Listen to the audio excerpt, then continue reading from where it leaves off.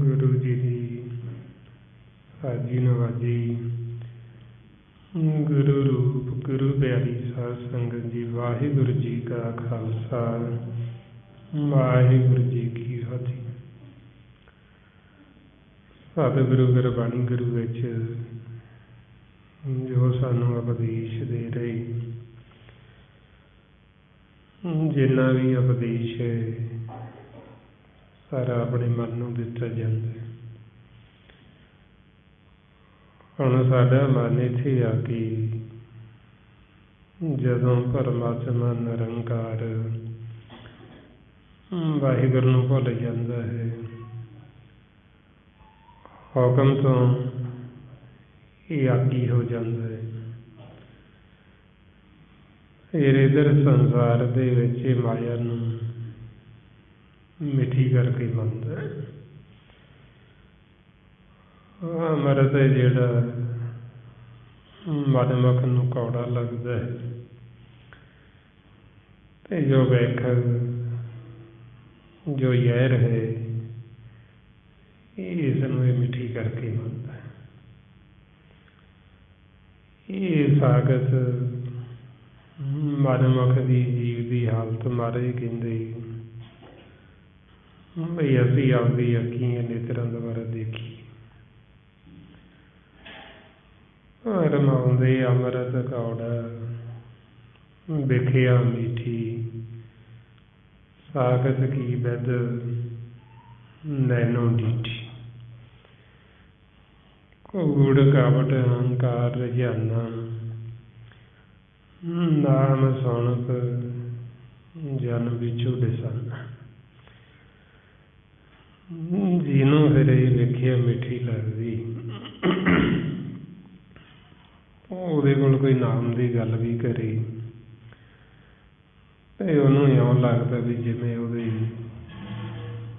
ਵਿਚੂ ਨੇ ਡੰਗ ਮਾਰਿਆ ਹੋਵੇ। ਇੰਨਾ ਜ਼ਿਆਦਾ ਕਰੋਧੀ ਹੋ ਜਾਂਦਾ, ਉਹਦੇ ਅੰਦਰ ਕੂੜ ਭਰਿਆ ਹੋਇਆ ਮਾਰੇ ਕਹਿੰਦੇ। ਹੁਣ ਇਹ ਭੇਦ ਸਾਨੂੰ ਉਦੋਂ ਆਉਂਦਾ ਜਦੋਂ ਅਸੀਂ ਸੰਗਤ ਕਰਦੇ ਹਾਂ, ਗੁਰੂ ਦੀ ਮੱਤ ਲੈਂਦੇ ਹਾਂ। ਫਿਰ ਜਿਹੜੀ ਮਾਇਆ ਨੂੰ ਅਸੀਂ ਮਿੱਠੀ ਕਰਕੇ ਪਹਿਲਾਂ ਖਾਂਦੇ ਹਾਂ, ਫਿਰ ਉਹੀ ਉਹ ਮਾਇਆ ਵਿਖ ਜ਼ਹਿਰ ਲੱਗਣ ਲੱਗ ਜਾਂਦੀ ਜਦੋਂ ਸਾਨੂੰ ਇਹ ਭੇਦ ਆ ਜਾਂਦਾ। ਫਿਰ ਇਹ ਵੇਦਨ ਜਿਹੜੀ ਸਾਡੇ ਮਨ ਦੀ, ਫਿਰ ਉਹ ਮਾਲਕ ਜਾਣਦਾ ਪਰਮਾਤਮਾ, ਹੋਰ ਅਸੀਂ ਕਿਸੇ ਨੂੰ ਇਹ ਦੱਸ ਨਹੀਂ ਸਕਦੇ। ਜਿਵੇਂ ਮਾਰੇ ਫਰਮਾਉਂਦੇ ਦੇਖ ਫਰੀਦਾ ਜੇ ਥੀਏ ਸ਼ਕਰ ਹੋਈ ਵੈਸ, ਸਾਈਂ ਵਾਜੋ ਆਪਣੇ ਬੇਦਨ ਕਹੀਏ ਕਿਸ। ਬਈ ਇਹ ਜਿਹੜੇ ਪਹਿਲਾਂ ਮਾਇਆ ਦੇ ਸਵਾਦ ਮਿੱਠੇ ਲੱਗਦੇ ਸੀ, ਇਹ ਵੈਸ ਬਣ ਗਈ, ਜ਼ਹਿਰ ਬਣ ਗਈ। ਇਹ ਇਹਨਾਂ ਦਾ ਸਵਾਦ ਜਿਹੜਾ ਪਹਿਲਾਂ ਤਾਂ ਮਿੱਠਾ ਲੱਗਦਾ ਹੈ, ਬਾਅਦ 'ਚ ਇਹ ਕੜਤਣ ਵਾਲਾ ਜ਼ਹਿਰ ਬਣਦਾ। ਜਿਸ ਨੂੰ ਮਾਰੇ ਕਹਿੰਦੇ ਮਿੱਠਾ ਕਰਕੇ ਖਾਇਆ ਕੌੜਾ ਉਪਜਿਆ ਸਾਧ। ਬਈ ਪਹਿਲਾਂ ਤਾਂ ਮਿੱਠੀ ਕਰਕੇ ਮਾਇਆ ਖਾਧੀ, ਪਰ ਬਾਅਦ 'ਚ ਇਹਦਾ ਜਿਹੜਾ ਸਵਾਦ ਸੀ ਬੜਾ ਕੜਤਣ ਵਾਲਾ ਜ਼ਹਿਰ। ਇਸ ਕਰਕੇ ਫਿਰ ਇਹਨਾਂ ਨੂੰ ਵਿਸ ਗੰਦਲਾਂ ਦਾ ਵੀ ਨਾਂ ਦਿੱਤਾ। ਬਾਬਾ ਫਰੀਦ ਜੀ ਕਹਿੰਦੇ ਵੀ ਇਸ ਤਰ੍ਹਾਂ ਇਹ ਵਿਸ ਗੰਦਲਾਂ ਵੀ ਜਿਵੇਂ ਖੰਡ ਦੇ ਨਾਲ ਲਪੇਟ ਕੇ ਰੱਖੀਆਂ, ਉੱਪਰੋਂ ਮਿੱਠਾ ਤੇ ਅੰਦਰ ਜ਼ਹਿਰ ਕੜਤਣ। ਮਹਾਰਾਜ ਸੱਚੇ ਪਾਤਸ਼ਾਹ ਕਹਿੰਦੇ ਇਹ ਵਿਸ ਗੰਦਲਾਂ ਧਰੀਆਂ ਖੰਡ ਲਿਵਾੜ, ਵੀ ਖੰਡ ਦੇ ਨਾਲ ਉੱਤੋਂ ਮਿੱਠਾ ਤੇ ਅੰਦਰੋਂ ਜ਼ਹਿਰ ਸਾਡੇ ਮਨ ਨੂੰ ਫਸਾਉਣ ਵਾਸਤੇ। ਜਿਵੇਂ ਇੱਕ ਸ਼ਿਕਾਰੀ ਕਿਸੇ ਜੀਵ ਨੂੰ ਫਸਾਉਂਦਾ ਹੈ, ਜਿਵੇਂ ਆਪ ਦੇਖਦੇ ਹਾਂ ਨਹਿਰ 'ਤੇ ਆਪਣੇ ਉਹ ਕਈ ਜੀਵ ਮੱਛੀਆਂ ਫੜਨ ਵਾਸਤੇ ਉਹ ਕੁੰਡੀਆਂ ਲਾ ਕੇ ਬੈਠੇ। ਹੁਣ ਉਹ ਕੁੰਡੀ ਦੇ ਵਿੱਚ ਜਾਂ ਉਹ ਆਟਾ ਲਾਉਂਦੇ ਜਾਂ ਕੋਈ ਉਹ ਮਾਸ ਦੀ ਵੋਟੀ ਲਾਉਂਦੇ। ਹੁਣ ਉਹ ਇਸ ਕਰਕੇ ਨਹੀਂ ਲਾਉਂਦੇ ਵੀ ਉਹਨਾਂ ਨੇ ਮੱਛੀ ਨੂੰ ਖਵਾਉਣੀ ਹੈ, ਜਾਂ ਉਹਦਾ ਸਿਰਫ ਉਹਨੂੰ ਫਸਾਉਣ ਵਾਸਤੇ ਵੀ ਉਹਦੇ ਅੰਦਰ ਕੁੰਡੀ ਹੈ, ਵੀ ਤਾਂ ਕਿ ਜਦੋਂ ਉਹਨੂੰ ਫੜਨ ਲੱਗੇ ਉਹ ਵਿੱਚ ਫਸ ਜੇ। ਇਸੇ ਤਰ੍ਹਾਂ ਹੀ ਸਾਡੇ ਮਨ ਨੂੰ ਫਸਾਉਣ ਵਾਸਤੇ ਇੱਧਰ ਫਿਰ ਇਹ ਕਾਲ ਨੇ ਜਾਲ ਵਿਛਾਇਆ ਹੋਇਆ। ਇਹ ਮਾਇਆ ਜਿਹੜੀ ਇਹ ਸਾਡੇ ਮਨ ਨੂੰ ਫਸਾਉਂਦੀ ਹੈ, ਸਾਡੇ ਮਨ ਨੂੰ ਮੋਹ ਲੈਂਦੀ। ਹੁਣ ਇਹ ਜਿਹੜੀ ਮਾਇਆ ਇਹ ਵਿਚਾਰਾਂ ਰੂਪੀ ਮਾਇਆ ਹੈ, ਤ੍ਰੈ ਗੁਣ। ਨਾ ਇਹ ਦੇਖਦੀ ਹੈ, ਨਾ ਇਹ ਸੁਣਦੀ, ਨਾ ਇਹ ਬੋਲਦੀ, ਪਰ ਫਿਰ ਵੀ ਸਾਰਿਆਂ ਦੇ ਮਨਾਂ ਨੂੰ ਬੜੀ ਮਿੱਠੀ ਤੇ ਬੜੀ ਇਹ ਪਿਆਰੀ ਲੱਗਦੀ ਹੈ।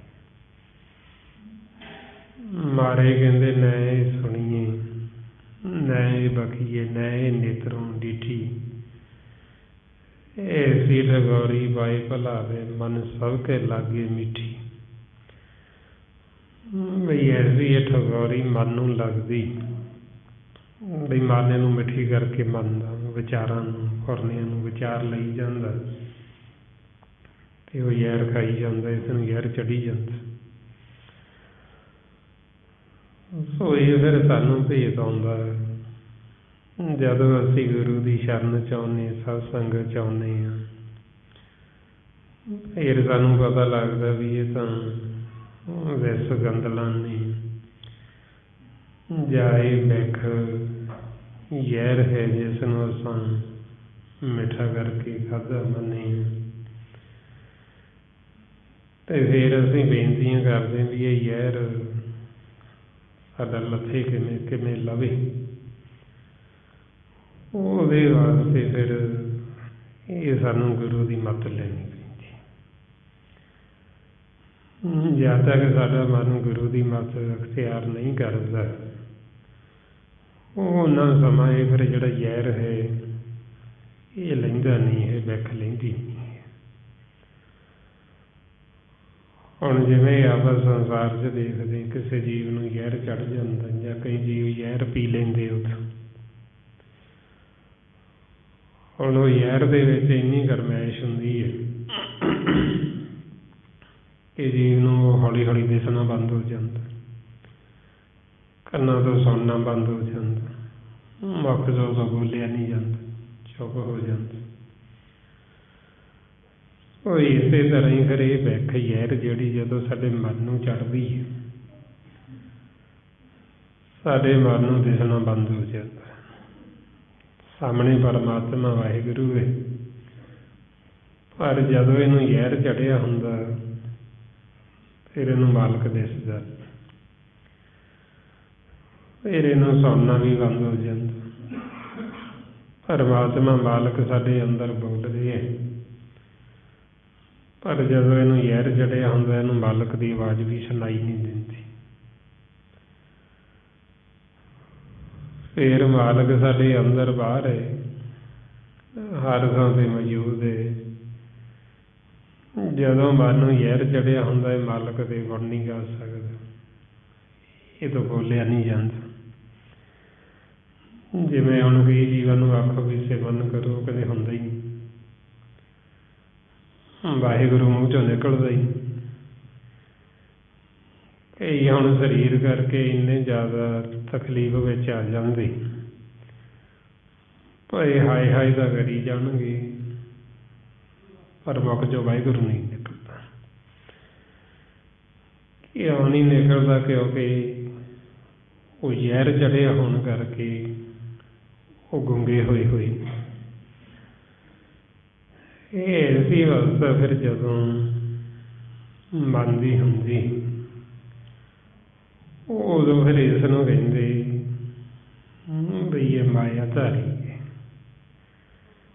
ਇਸ ਨੇ ਮਾਇਆ ਨੂੰ ਧਾਰਨ ਕੀਤਾ ਹੋਇਆ, ਅੰਨਾ ਹੋਇਆ ਹੋਇਆ, ਬੋਲਾ ਹੋਇਆ ਹੋਇਆ, ਗੁੰਗਾ ਹੋਇਆ ਹੋਇਆ ਫਿਰਦਾ ਹੈ। ਮਾਰੇ ਫਰਮਾਉਂਦੇ ਮਾਇਆ ਧਾਰੀ ਆਤ ਅੰਨਾ ਬੋਲਾ, ਸ਼ਬਦ ਨਾ ਸੁਣੇ ਬਹੁ ਰੋਲ ਕਝੋਲਾ। ਬਈ ਮਾਇਆ ਧਾਰੀ ਹੈ, ਅੰਨਾ ਹੈ ਤੇ ਬੋਲਾ ਹੈ। ਅੰਨਾ ਇਸ ਕਰਕੇ ਆ ਵੀ ਸਾਹਮਣੇ ਮਾਲਕ ਹੈ ਤੇ ਇਸ ਨੂੰ ਦਿਸਦਾ ਹੀ ਨਹੀਂ ਅੰਨੇ ਨੂੰ। ਬੋਲਾ ਇਸ ਕਰਕੇ ਵੀ ਮਾਲਕ ਬੋਲਦੇ ਹੈ, ਹਰ ਸਮੇਂ ਉਹ ਚੁੱਪ ਹੁੰਦਾ ਹੀ ਨਹੀਂ ਤੇ ਇਹਨੂੰ ਬੋਲੇ ਨੂੰ ਸੁਣਦਾ ਹੀ ਨਹੀਂ। ਫਿਰ ਇੱਧਰ ਮਾਇਆ ਦੇ ਵਿੱਚ ਇੰਨਾ ਸ਼ੋਰ ਸ਼ਰਾਬਾ ਵਿਚਾਰਾਂ ਦਾ, ਫੁਰਨਿਆਂ ਦਾ, ਇਹਨੂੰ ਰੋਲ ਘਚੋਲਾ ਕਹਿੰਦੇ ਵੀ ਇਹਦੇ ਵਿੱਚ ਉਹ ਸ਼ਬਦ ਗੁਰੂ ਫਿਰ ਇਹਨੂੰ ਸੁਣਾਈ ਨਹੀਂ ਦਿੰਦਾ, ਨਾਮ ਸੁਣਦਾ ਨਹੀਂ। ਸ਼ਬਦ ਨਾ ਸੁਣੇ ਬਹੁ ਰੋਲ ਘਚੋਲਾ। ਬਈ ਇੱਧਰ ਫਿਰ ਇਹ ਮਾਇਆ ਦੇ ਵਿੱਚ ਰੋਲ ਘਚੋਲਾ ਹੀ ਹੈ, ਸੰਸਾਰ ਦੀਆਂ ਆਵਾਜ਼ਾਂ, ਸੰਸਾਰ ਦਾ ਰੌਲਾ ਗੌਲਾ, ਬਈ ਤਾਂ ਕਿ ਸਾਨੂੰ ਮਾਲਕ ਦੀ ਆਵਾਜ਼ ਨਾ ਸੁਣੇ, ਪਰਮਾਤਮਾ ਦੀ। ਉਹ ਜਦੋਂ ਫਿਰ ਐਸੀ ਅਵਸਥਾ ਮਨ ਦੀ ਹੁੰਦੀ, ਉਦੋਂ ਫਿਰ ਇਹਨੂੰ ਕਹਿੰਦੇ ਵੀ ਇਹ ਮਨਮੁਖ ਨੇ, ਇਹ ਸਾਖਤ ਨੇ, ਇਹ ਅੰਧ ਗਿਆਨੀ। ਵੀ ਨਾ ਇਹਨਾਂ ਨੂੰ ਗਿਆਨ ਨੇ, ਨਾ ਇਹਨਾਂ ਨੂੰ ਦਿਸਦਾ, ਨਾ ਇਹਨਾਂ ਨੂੰ ਸੁਣਦਾ, ਵੀ ਮਾਇਆਧਾਰੀ ਹੋਏ ਹੋਏ ਨੇ, ਸਿਰਫ ਮਾਇਆ ਨੂੰ ਹੀ ਦੇਖਦੇ, ਮਾਇਆ ਦੀਆਂ ਹੀ ਗੱਲਾਂ ਸੁਣਦੇ ਸੰਸਾਰ ਦੀਆਂ, ਤੇ ਮਾਇਆ ਹੀ ਬੋਲਦੀ। ਇਹ ਸੀ ਅਸਲ 'ਚ ਫਿਰ ਸਤਿਗੁਰੂ ਕਹਿੰਦੇ ਵੀ ਇਹ ਜੋ ਵੀ ਬੋਲਦੇ ਇਹਨੂੰ ਕਹਿੰਦੇ ਕੱਚੀ ਬਾਣੀ, ਸੰਸਾਰ ਦੀ ਭਾਸ਼ਾ, ਸੰਸਾਰ ਦੀਆਂ ਮਾਇਆ ਦੀਆਂ ਦੁਨਿਆਵੀ ਗੱਲਾਂ। ਇਹਨੂੰ ਫਿਰ ਸੁਣਨ ਵਾਲੇ ਵੀ ਕੱਚੇ ਤੇ ਆਖਣ ਵਾਲੇ ਵੀ ਕੱਚੇ, ਤੇ ਇਹਦੇ ਵਿੱਚ ਸਾਰਾ ਝੂਠ ਹੀ ਝੂਠ। ਫਿਰ ਸੰਸਾਰ ਦੀਆਂ ਲੜਾਈਆਂ ਝਗੜੇ ਇਹਦੇ ਵਿੱਚ ਹੀ ਨੇ। ਇੱਕ ਜੀਵ ਕਹਿੰਦਾ ਮੈਂ ਸੱਚ ਬੋਲਦਾ, ਦੂਜੇ ਨੂੰ ਕਹਿੰਦਾ ਮੈਂ ਇਹ ਝੂਠ ਬੋਲਦਾ। ਹੁਣ ਇਹ ਨਹੀਂ ਪਤਾ ਵੀ ਜਿਹਨੂੰ ਅਸੀਂ ਸੱਚ ਝੂਠ ਕਹਿ ਕੇ ਲੜਦੇ ਹਾਂ, ਇਹ ਸਾਰਾ ਕੁਛ ਹੀ ਝੂਠ ਹੀ ਝੂਠ ਹੈ। ਸੱਚ ਕਹਿੰਦੇ ਪਰਮਾਤਮਾ ਨਿਰੰਕਾਰ ਵਾਹਿਗੁਰੂ ਨੂੰ ਗੁਰਬਾਣੀ ਦੇ ਵਿੱਚ ਸੱਚ ਆਖੀ। ਹੁਣ ਕਈ ਜੀਵ ਗਿਆਨੀ ਕਹਿਣਗੇ ਵੀ ਅਸੀਂ ਤਾਂ ਸੱਚ ਬੋਲਦੇ ਹਾਂ ਜੀ, ਸੱਚੀ ਗੱਲ ਕਹਿਣੀ ਨਿੰਦਿਆ ਨਹੀਂ ਹੁੰਦੀ। ਜੇ ਅਸੀਂ ਨਹੀਂ ਸੱਚ ਬੋਲਾਂਗੇ ਤੇ ਦੁਨੀਆ ਨੂੰ ਪਤਾ ਕਿਵੇਂ ਲੱਗੇਗਾ ਅਸੀਂ ਤਾਂ ਸੱਚੀ ਗੱਲ ਕਹਿੰਦੇ। ਹੁਣ ਉਹਨਾਂ ਨੂੰ ਇਹ ਨਹੀਂ ਪਤਾ ਵੀ ਸੱਚ ਕਹਿੰਦੇ ਕਿਸ ਨੂੰ, ਵੀ ਜਦੋਂ ਅਸੀਂ ਸੰਸਾਰ ਦੀ ਕਿਸੇ ਦੀ ਗੱਲ ਕਰਾਂਗੇ, ਜਾਂ ਤਾਂ ਅਸੀਂ ਕਿਸੇ ਦੀ ਉਸਤਤ ਕਰਾਂਗੇ, ਜਾਂ ਅਸੀਂ ਕਿਸੇ ਦੀ ਨਿੰਦਿਆ ਕਰਾਂਗੇ। ਹੁਣ ਗੁਰਬਾਣੀ ਗੁਰੂ ਵਿੱਚ ਇਹਨਾਂ ਦੋਵਾਂ ਤੋਂ ਹੀ ਵਰਜਿਤ ਕੀਤਾ ਬਈ ਜਿਹੜੀ ਉਸਤਤ ਅਸੀਂ ਨਾ ਤਾਂ ਕਿਸੇ ਸੰਸਾਰ ਦੇ ਵਿੱਚ ਜੀਵ ਦੀ ਉਸਤਤ ਕਰਨੀ, ਤੇ ਨਾ ਅਸੀਂ ਕਿਸੇ ਦੀ ਨਿੰਦਿਆ ਕਰਨੀ। ਜੇ ਅਸੀਂ ਇਹ ਦੋਵੇਂ ਹੀ ਕਰਾਂਗੇ ਤੇ ਸਾਨੂੰ ਇਹਦੀ ਸਜ਼ਾ ਮਿਲੇਗੀ। ਇਸ ਲਈ ਮਾਰੇ ਕਹਿੰਦੇ ਉਸਤਤ ਨਿੰਦਾ ਦਊ ਤੇ ਅੱਗੇ ਖੋਜੇ ਪਦ ਨਿਰਵਾਨਾ। ਜਿਨ੍ਹਾਂ ਨੇ ਇਹਨਾਂ ਦੋਵਾਂ ਨੂੰ ਤਿਆਗਿਆ ਉਹ ਗੁਰਮੁਖ ਫਿਰ ਮਾਲਕ ਦੇ ਪੱਲੇ ਨਾਲ ਜੁੜਦੇ। ਪੱਲਾ ਕੀ ਹੈ? ਨਾਮ। ਜਿਨ੍ਹਾਂ ਨੇ ਇਹਨਾਂ ਦੋਵਾਂ ਚੋਂ ਇੱਕ ਨੂੰ ਵੀ ਫੜੀ ਰੱਖੀ ਹੈ, ਚਾਹੇ ਉਹ ਉਸਤਤ ਦੀ, ਉਹਨਾਂ ਨੇ ਉਸਤਤ ਨੂੰ ਹੀ ਫੜ ਲਿਆ। ਉਸਤਤ ਵੀ ਕਰਦੇ ਆਕਾਰਾਂ ਦੀ, ਜਿਹੜਾ ਕਿ ਨਾਸਵਾਨ ਨੇ, ਜਿਹੜਾ ਮਿਥਿਆ ਹੋਇਆ, ਜਿਹਨੂੰ ਇਹ ਮਾਇਆ ਆਖੀ, ਤੇ ਉਹ ਫਿਰ ਪਰਮ ਪਦਵੀ ਤੱਕ ਨਹੀਂ ਪਹੁੰਚ ਸਕਦੇ। ਇਸ ਵਾਸਤੇ ਫਿਰ ਜਿਨ੍ਹਾਂ ਨੇ ਦੋਵੇਂ ਛੱਡੀਆਂ, ਫਿਰ ਉਹਨਾਂ ਗੁਰਮੁਖਾਂ ਨੇ ਆਖਿਆ ਵੀ ਅਸੀਂ ਫਿਰ ਤੇਰੇ ਪੱਲੇ ਨਾਲ ਜੁੜੇ। ਉਸਤਤ ਨਿੰਦਾ ਨਾਨਕ ਜੀ ਮੈਂ ਹਬ ਵੰਜਾਈ ਛੋੜਿਆ।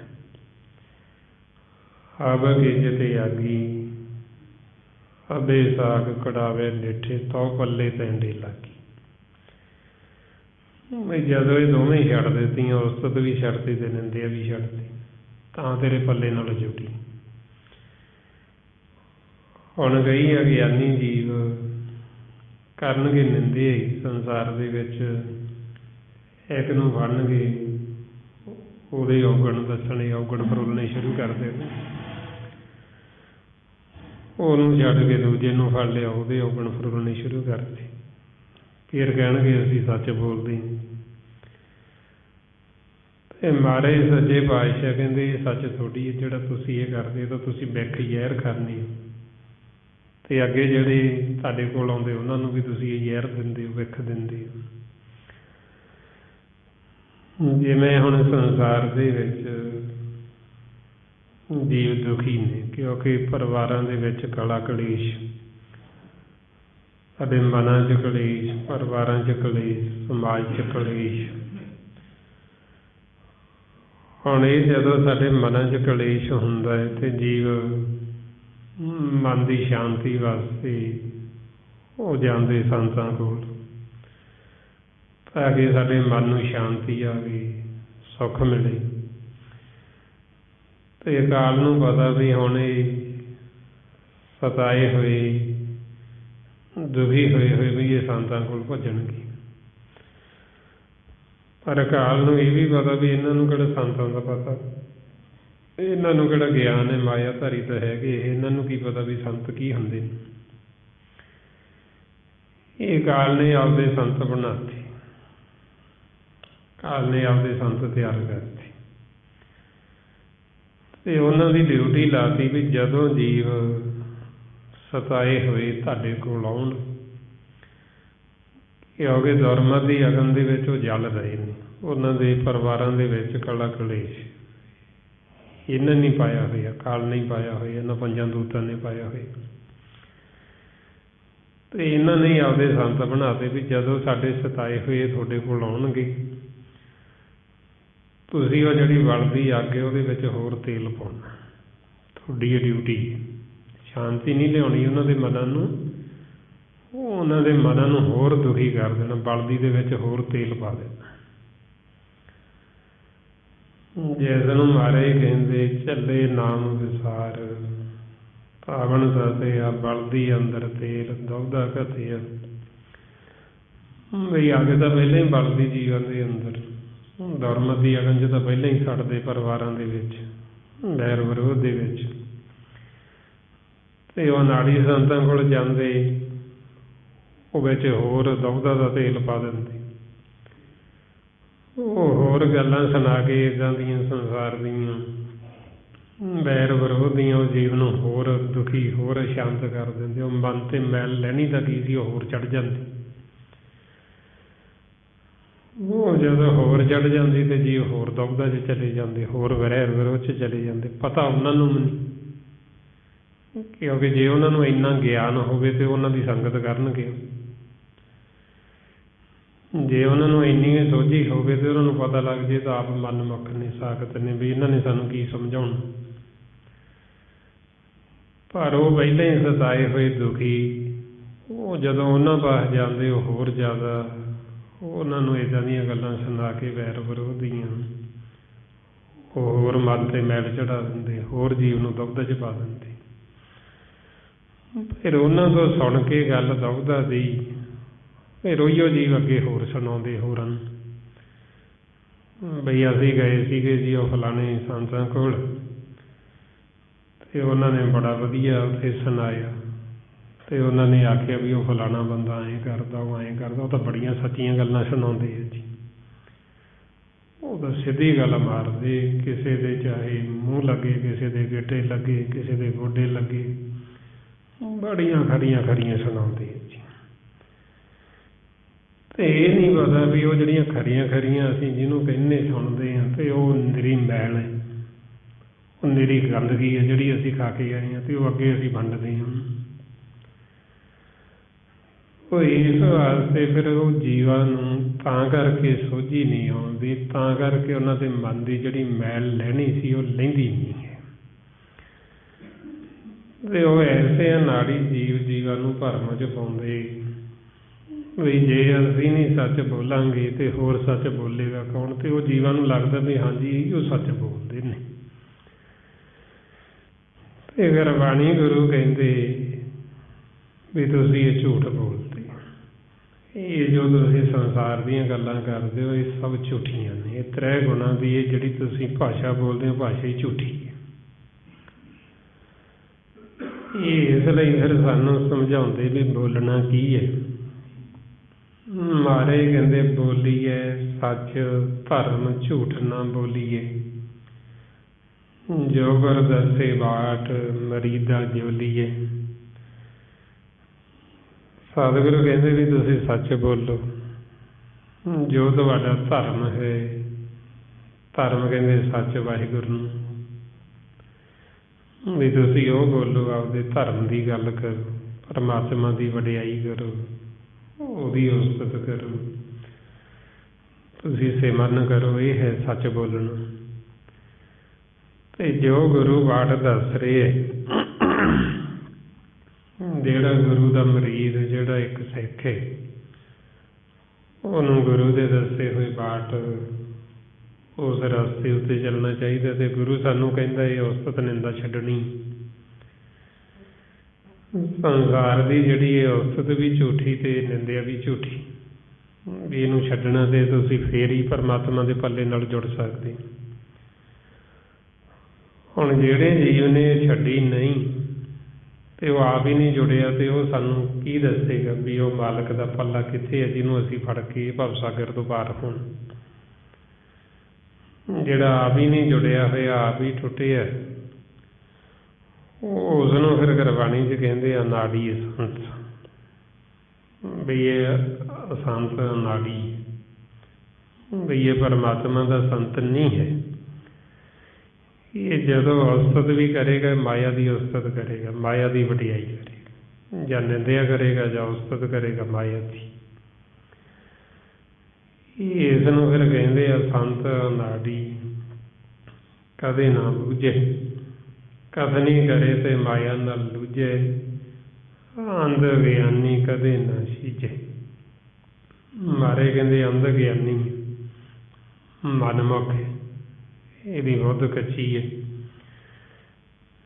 ਜਿਹੜਾ ਨਾੜੀ ਸੰਤ ਹੈ ਉਹ ਕਥਾ ਕਹਾਣੀ ਨਹੀਂ ਕਰ ਸਕਦਾ। ਕਥਾ ਕਹਾਣੀ ਕਹਿੰਦੇ ਪਰਮਾਤਮਾ ਵਾਹਿਗੁਰੂ ਨੂੰ ਮਿਲਾਪ ਦਾ ਰਸਤਾ,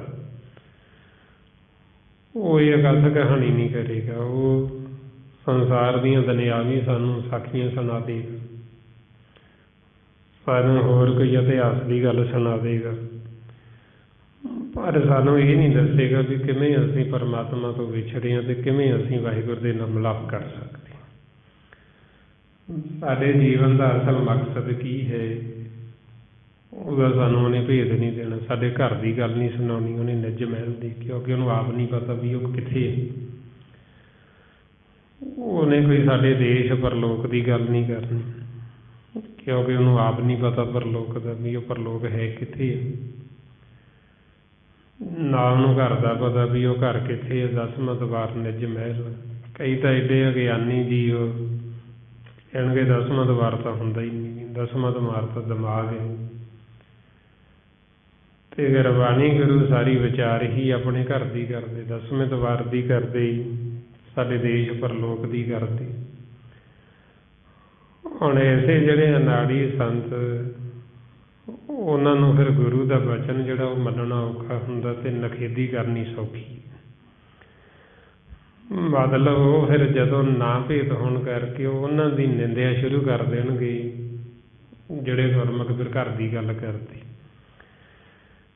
ਜਿਹੜੇ ਚੌਥੇ ਪਦ ਦੀ ਗੱਲ ਕਰਨਗੇ ਉਹਨਾਂ ਦੇ ਉਲਟ ਹੋ ਜਾਣਗੇ ਨਾੜੀ ਸੰਤ। ਜਿਹੜੇ 10ਵੇਂ ਦਵਾਰ ਦੀ ਨਾਮ ਦੀ ਗੱਲ ਕਰਨਗੇ ਉਹਨਾਂ ਦੇ ਖਿਲਾਫ ਹੋ ਜਾਣਗੇ।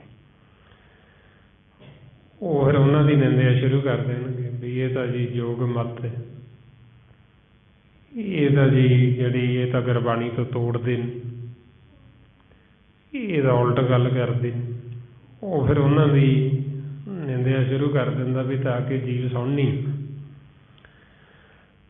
ਉਹ ਇਸ ਵਾਸਤੇ ਫਿਰ ਆਪਾਂ ਨੂੰ ਇਹ ਨਾਲ ਨਾਲ ਸਤਿਗੁਰੂ ਗਿਆਨ ਦਿੰਦੇ ਵੀ ਅਸੀਂ ਆਪ ਦੇਖਣਾ, ਅਸੀਂ ਆਪ ਇੱਕ ਸਵੱਟੀ ਲਾਉਣੀ,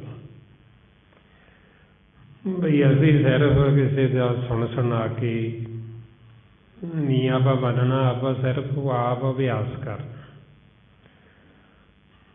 ਜਿਵੇਂ ਹੁਣ ਸਤਿਗੁਰੂ ਆਪਾਂ ਨੂੰ ਕਹਿੰਦੇ ਵੀ ਤੁਸੀਂ ਜਦ ਤੱਕ ਆਪ ਸਿਮਰਨ ਨਹੀਂ ਕਰੋਗੇ, ਤੁਸੀਂ ਆਪ ਜਦ ਤੱਕ ਵਿਚਾਰਾਂ ਤੋਂ ਰਹਿਤ ਨਹੀਂ ਹੁੰਦੇ, ਤੁਹਾਡਾ ਮਨ ਸਹਿਜ ਵਿੱਚ ਨਹੀਂ ਜਾਂਦਾ, ਤੁਸੀਂ ਆਪ ਅੰਦਰੋਂ ਨਾਮ ਨੂੰ ਸ਼ਬਦ ਗੁਰੂ ਨੂੰ ਸੁਣਦੇ ਨਹੀਂ, ਉਹਨਾਂ ਸਮਾਂ ਸਾਡਾ ਮਨ ਮੰਨਦਾ ਨਹੀਂ ਕਿ ਪਤਾ ਨਹੀਂ ਹੈ ਕਿ ਜਾਂ ਨਹੀਂ ਹੈ, ਵੀ ਪਤਾ ਨਹੀਂ ਉਦੋਂ ਹੀ ਸੁਣਾਈ ਜਾਂਦੇ, ਅਸੀਂ ਤਾਂ ਸੁਣਿਆ ਨਹੀਂ ਕਦੇ ਅੰਦਰ। ਵੀ ਸਾਡੇ ਅੰਦਰ ਕਹਿੰਦੇ ਅਨਹਦ ਵਾਜੇ ਵੱਜਦੇ ਨੇ, ਜਿਵੇਂ ਆਪਾਂ ਬਾਹਰ ਵਾਜੇ ਸੁਣਦੇ ਹਾਂ ਵੀ ਉਹ ਸਾਡੇ ਅੰਦਰ ਵੱਜਦੇ ਨੇ। ਵੀ ਸਾਨੂੰ ਤਾਂ ਕਦੇ ਸੁਣੇ ਨਹੀਂ, ਪਤਾ ਨਹੀਂ ਝੂਠੀ ਮਾਰਦੇ ਹੁਣ। ਹੁਣ ਜਦ ਤੱਕ ਅਸੀਂ ਆਪ ਨਹੀਂ ਸੁਣਦੇ ਉਹਨਾਂ ਸਮਾਂ ਸਾਡਾ ਮਨ ਮੰਨਦਾ ਨਹੀਂ। ਜਿਵੇਂ ਹੁਣ ਸਾਡੇ ਅੰਦਰ ਅਨਹਦ ਬਾਣੀ ਚੱਲਦੀ, 5 ਸ਼ਬਦ ਪ੍ਰਗਟ ਨੇ, ਉਹ ਜਦ ਤੱਕ ਅਸੀਂ ਆਪ ਨਹੀਂ ਸੁਣਾਂਗੇ ਉਹਨਾਂ ਸਮਾਂ ਸਾਡਾ ਮਨ ਮੰਨੇਗਾ। ਜਿਵੇਂ ਹੁਣ ਸਾਡੇ ਮਨ ਦੀ ਖੁਰਾਕ ਹੈ ਅੰਮ੍ਰਿਤ। ਹੁਣ ਜਦੋਂ ਆਪਾਂ ਅੰਮ੍ਰਿਤ 'ਤੇ ਵਿਚਾਰ ਕਰਦੇ ਹਾਂ ਵੀ ਸਾਡੇ ਮੁੱਖ 'ਚ ਅੰਮ੍ਰਿਤ ਆਉਂਦਾ, ਜਦੋਂ ਅਸੀਂ ਨਾਮ ਨਾਲ ਜੁੜਦੇ ਹਾਂ ਉਹ ਨਾਮ ਨੂੰ ਰਸਾਂ ਦੀ ਖਾਣ ਆ ਕੇ ਉਹਦੇ ਵਿੱਚੋਂ ਸਾਨੂੰ ਅੰਮ੍ਰਿਤ ਆਉਂਦਾ ਹੈ। ਹੁਣ ਜਦ ਤੱਕ ਅਸੀਂ ਉਹ ਅੰਮ੍ਰਿਤ ਆਪ ਨਹੀਂ ਪੀਂਦੇ ਉਹਨਾਂ ਸਮਾਂ ਸਾਨੂੰ ਇਹ ਭਰੋਸਾ ਨਹੀਂ ਆਉਂਦਾ ਵੀ ਅੰਮ੍ਰਿਤ ਸਾਡੇ ਅੰਦਰ ਹੀ ਕਿਵੇਂ ਹੋ ਸਕਦਾ ਵੀ ਸਾਡੇ ਅੰਦਰ ਅੰਮ੍ਰਿਤ ਹੋਵੇ। ਜਿਵੇਂ ਜਿਹੜਾ ਮਨਮੁਖ ਜੀਵ ਹੈ ਉਹ ਤਾਂ ਬਿਲਕੁਲ ਹੀ ਨਹੀਂ ਮੰਨਦਾ। ਜਿਵੇਂ ਮਹਾਰਾਜ ਕਹਿੰਦੇ ਵੀ ਹਰੀ ਦਾ ਮੰਦਰ ਹੈ, ਸਰੀਰ ਹਰਿਮੰਦਰ ਇਹੋ ਸਰੀਰ ਹੈ, ਗਿਆਨ ਰਤਨ ਪ੍ਰਗਟ ਹੋਏ। ਜਦੋਂ ਸਾਨੂੰ ਇਹ ਗਿਆਨ ਹੁੰਦਾ, ਸੋਝੀ ਆਉਂਦੀ, ਫਿਰ ਸਾਨੂੰ ਪਤਾ ਲੱਗਦਾ ਵੀ ਇਹ ਹਰੀ ਦਾ ਮੰਦਰ, ਇਹਦੇ ਵਿੱਚ ਮਾਲਕ ਆਪ ਬੋਲਦਾ, ਇਹਦੇ ਵਿੱਚ ਆਪ ਮਾਲਕ ਵਸਦਾ। ਪਰ ਜਿਹੜਾ ਮਨਮੁਖ ਉਹ ਕਹਿੰਦਾ ਇਹ ਹੋ ਹੀ ਨਹੀਂ ਸਕਦਾ ਬਈ ਇਹ ਹਰੀ ਦਾ ਮੰਦਰ ਹੋਵੇ, ਬਈ ਇਹ ਮਾਲਕ ਦਾ ਰੂਪ ਹੋਵੇ, ਇਹਦੇ ਵਿੱਚ ਮਾਲਕ ਵਸਦਾ ਹੋਵੇ। ਮਹਾਰਾਜ ਕਹਿੰਦੇ ਮਨਮੁਖ ਮੂਲ ਨਾ ਜਾਣਨੀ, ਮਾਨਸ ਹਰਿਮੰਦਰ ਨਾ ਹੋਈ। ਮਨਮੁਖ ਕਹਿੰਦਾ ਇਹ ਹੋ ਹੀ ਨਹੀਂ ਸਕਦਾ। ਸੋ ਇਸ ਵਾਸਤੇ ਇਹ ਫਿਰ ਆਪਣਾ ਖੁਦ ਦਾ ਅਨੁਭਵ ਹੈ। ਜੋ ਗੁਰਬਾਣੀ ਗੁਰੂ ਇਹ ਇਕੱਲਾ ਪੜ੍ਹਨ ਦਾ ਜਾਂ ਇਕੱਲਾ ਗਾਉਣ ਦਾ ਵਿਸ਼ਾ ਨਹੀਂ ਹੈ, ਇਹ ਕਮਾਉਣ ਦਾ ਵਿਸ਼ਾ ਹੈ, ਅਨੁਭਵੀ ਗਿਆਨ। ਜਿਵੇਂ ਭਗਤਾਂ ਨੇ ਜਦੋਂ ਜੋ ਵੀ ਉਹਨਾਂ ਨੇ ਅਨੁਭਵ ਕੀਤਾ ਉਹਨਾਂ ਨੇ ਉਹ ਫਿਰ ਆਪਾਂ ਨੂੰ ਆਪਦਾ ਅਨੁਭਵ ਦੱਸਿਆ ਗੁਰਬਾਣੀ ਗੁਰੂ ਵਿੱਚ ਵੀ ਸਾਨੂੰ ਆਹ ਪ੍ਰਾਪਤੀ ਹੋਈ, ਇਸ ਤਰ੍ਹਾਂ ਸਾਡੇ ਅੰਦਰ ਅਨਹਦ ਬਾਣੀ ਪ੍ਰਗਟ ਹੋਈ, ਸਾਡੇ ਅੰਦਰ ਸ਼ਬਦ ਗੁਰੂ ਪ੍ਰਗਟ ਹੋਏ ਆ, ਫਿਰ ਸਾਡੇ ਅੰਦਰ ਜੋ ਜੋਤ ਸੀ ਉਹ ਜੋਤ ਪ੍ਰਗਟ ਹੋਈ। ਜਦੋਂ ਜੋਤ ਪ੍ਰਗਟ ਹੋਈ ਤੇ ਫਿਰ ਸਾਡਾ ਮਨ ਮੰਨਿਆ, ਜਿਸ ਨੂੰ ਮਹਾਰਾਜ ਫਰਮਾਉਂਦੇ ਅੰਤਰ ਜੋਤ ਪ੍ਰਗਟੀ ਮਨ ਮਾਨਿਆ ਸਹਿਜ ਸਮਾਧ ਲਗਾਈ। ਵੀ ਜਦੋਂ ਅੰਦਰ ਜੋਤ ਪ੍ਰਗਟ ਹੋ ਗਈ ਮਨ ਮੰਨ ਗਿਆ, ਜਦੋਂ ਸਹਿਜ ਦੇ ਵਿੱਚ ਸਮਾਧੀ ਲੱਗ ਗਈ ਤੇ ਮਨ ਮੰਨ ਗਿਆ ਵੀ ਹਾਂ ਆਹ ਹੈ ਅਸਲ ਘਰ, ਵੀ ਆਹ ਹੈ ਸਹਿਜ ਘਰ, ਵੀ ਜਿੱਥੇ ਜਾ ਕੇ ਸਾਡਾ ਜਨਮ ਮਰਨ ਜਿਹੜਾ ਇਹ ਖੰਡਨ ਹੋ ਜਾਂਦਾ। ਫਿਰ ਗੁਰਮੁਖਾਂ ਨੇ ਉਹ ਘਰ ਜਦੋਂ ਲੱਭ ਲਿਆ ਤੇ ਉਹਨਾਂ ਨੇ ਫਿਰ ਆਪਾਂ ਨੂੰ ਦੱਸ ਦਿੱਤਾ ਨਾਨਕ ਵਾਧਾ ਘਰ ਤਾਂ ਜਿੱਥੇ ਮਿਰਤ ਨਾ ਜਨਮ ਜਰਾ।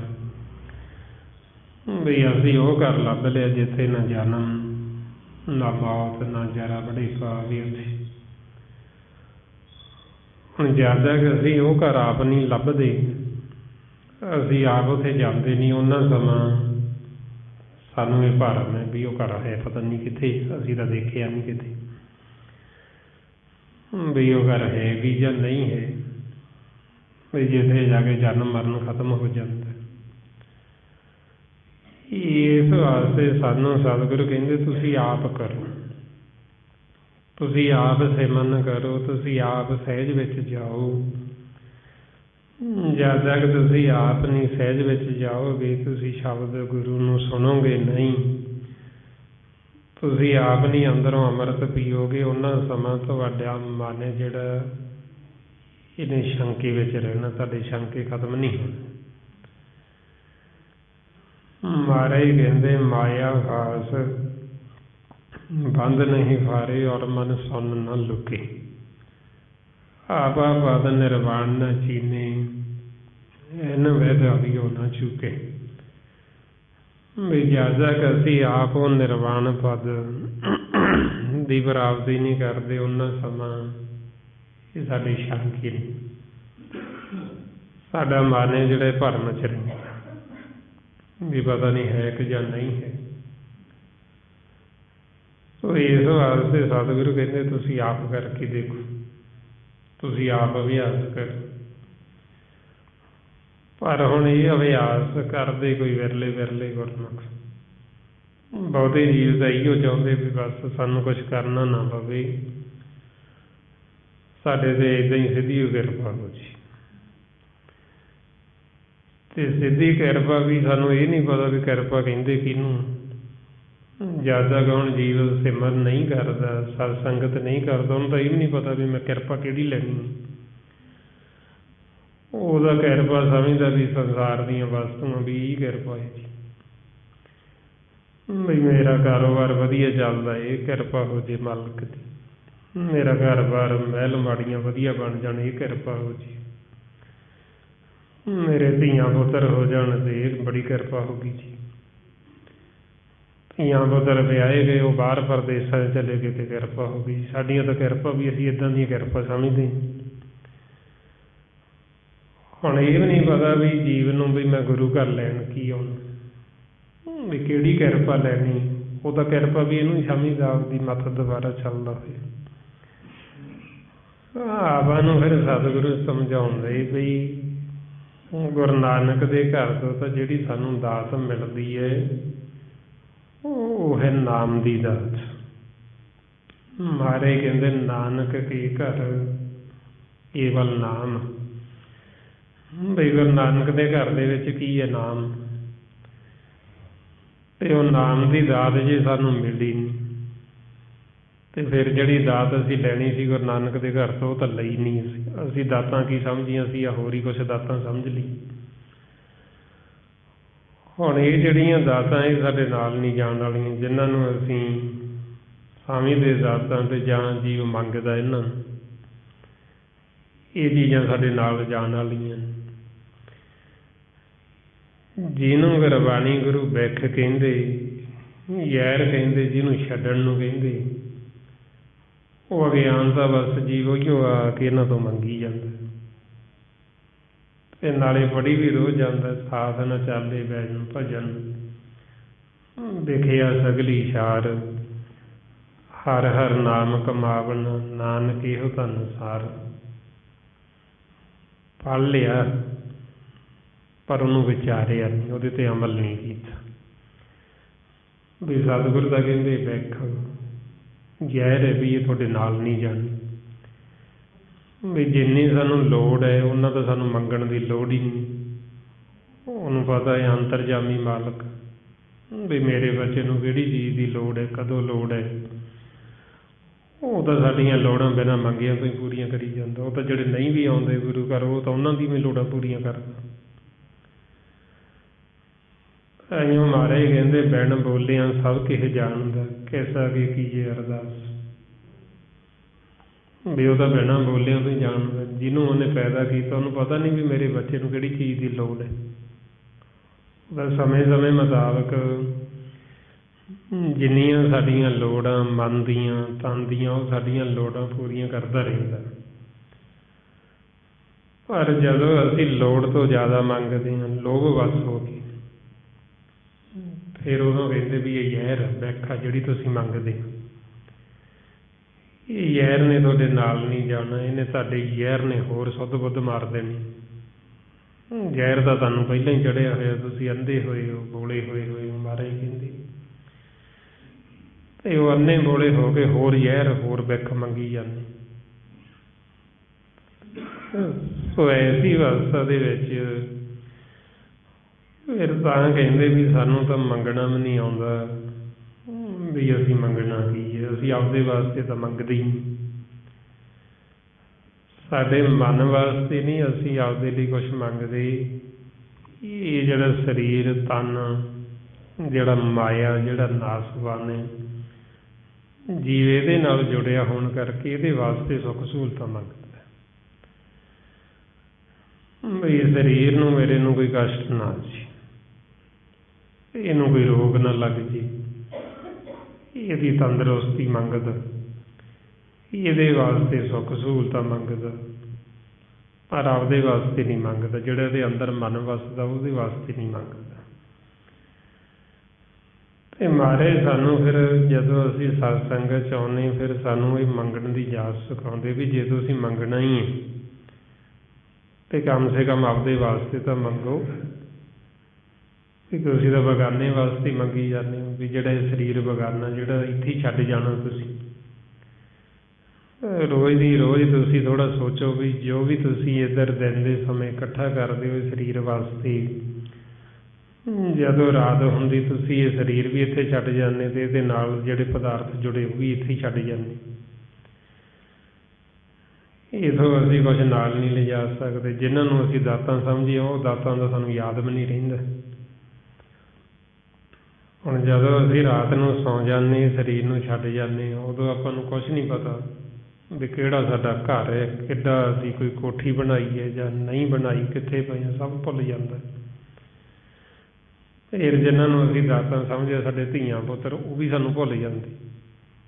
ਜਦੋਂ ਆਪਾਂ ਇਹ ਰਾਤ ਨੂੰ ਦੇਹ ਛੱਡ ਜਾਂਦੇ, ਆਪਾਂ ਨੂੰ ਪਤਾ ਹੁੰਦਾ ਵੀ ਸਾਡੇ ਕਿੰਨੇ ਬੱਚੇ ਆ, ਜਾਂ ਸਾਡੇ ਮਾਂ ਪਿਓ ਕੌਣ ਨੇ, ਸਾਡੇ ਭੈਣ ਭਰਾ ਕੌਣ ਨੇ, ਉਹ ਸਭ ਸਾਨੂੰ ਭੁੱਲ ਜਾਂਦਾ ਜਦੋਂ ਅਸੀਂ ਇੱਧਰੋਂ ਜਾਂਦੇ ਹਾਂ। ਇਸ ਵਾਸਤੇ ਫਿਰ ਆਪਾਂ ਨੂੰ ਕਹਿੰਦੇ ਵੀ ਇਹ ਤਾਂ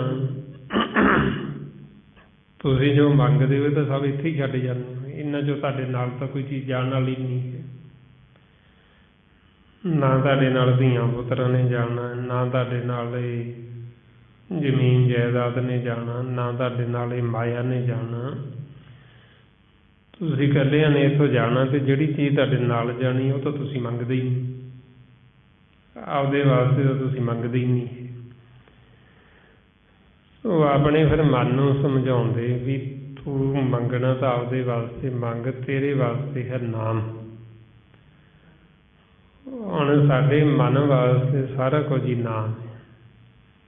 ਸਾਡੇ ਮਨ ਦਾ ਭੋਜਨ ਨਾਮ, ਸਾਡੇ ਮਨ ਨੇ ਜਿਹੜਾ ਪਹਿਨਣਾ, ਸਾਡਾ ਪਹਿਨਣਾ ਨਾਮ, ਸਾਡੇ ਮਨ ਨੇ ਜਿਹੜਾ ਕਾਰੋਬਾਰ ਕਰਨਾ, ਜੋ ਵਪਾਰ ਵਣਜ ਕਰਨਾ, ਉਹ ਨਾਮ ਦਾ ਕਰਨਾ। ਸਾਡੇ ਮਨ ਵਾਸਤੇ ਜਿਹੜਾ ਖੱਟਣਾ ਧਨ, ਉਹ ਨਾਮ ਧਨ ਖੱਟਣਾ। ਸਾਡੇ ਮਨ ਨੂੰ ਜਿਹੜਾ ਨਿਵਾਸ ਸਥਾਨ ਮਿਲਣਾ, ਇਹਨੇ ਨਾਮ ਦੇ ਵਿੱਚ ਨਿਵਾਸ ਕਰਨਾ, ਉਹ ਇਹਦਾ ਨਿਵਾਸ ਸਥਾਨ ਹੈ। ਸਾਡੇ ਮਨ ਦੇ ਜਿੰਨੇ ਰੋਗ ਨੇ, ਇਹ ਸਾਰੇ ਰੋਗਾਂ ਦਾ ਜਿਹੜਾ ਦਾਰੂ ਹੈ, ਦਾਰੂ ਨਾਮ ਹੈ। ਜਾਣੀ ਦੀ ਮਨ ਵਾਸਤੇ ਸਾਰਾ ਕੁਝ ਹੀ ਨਾਮ ਹੈ। ਇਸ ਵਾਸਤੇ ਫਿਰ ਸਾਨੂੰ ਸਮਝਾਉਂਦੇ ਵੀ ਜੇ ਤੁਸੀਂ ਮੰਗਣਾ ਤੇ ਆਪਦੇ ਵਾਸਤੇ ਨਾਮ ਦੀ ਦਾਤ ਮੰਗੋ।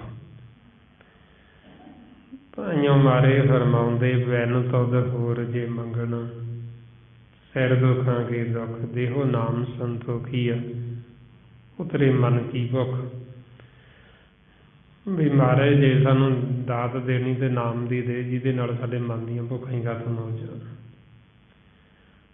ਹੁਣ ਇਹ ਤਾਂ ਮੰਗਦੇ ਮੰਗਦੇ ਜੀਵਨ ਸਾਰੀ ਉਮਰ ਬੀਤ ਜਾਂਦੀ, ਉਹਦੀ ਭੁੱਖ ਮਿਟਦੀ ਥੋੜ੍ਹੀ ਹੈ। ਇਹਨਾਂ ਪਦਾਰਥਾਂ ਦੇ ਨਾਲ, ਸੰਸਾਰ ਦੀ ਨਾਲ ਜੀਵ ਦੀ ਭੁੱਖ, ਜੀਵ ਦੀ ਤ੍ਰਿਸ਼ਨਾ ਖਤਮ ਨਹੀਂ ਹੁੰਦੀ, ਉਹ ਹੋਰ ਅੱਗੇ ਦੀ ਅੱਗੇ ਵੱਧਦੀ ਜਾਂਦੀ। ਭਾਈਓ ਗੁਰੂ ਨਾਨਕ ਦੇਵ ਜੀ ਰੋਜ਼ ਸਮਝਾਉਂਦੇ, ਕਹਿੰਦੇ ਭੁੱਖਿਆਂ ਭੁੱਖ ਨਾ ਉਤਰੇ ਜੇ ਬੰਨੇ ਪੁਰੀਆਂ ਭਾਰ।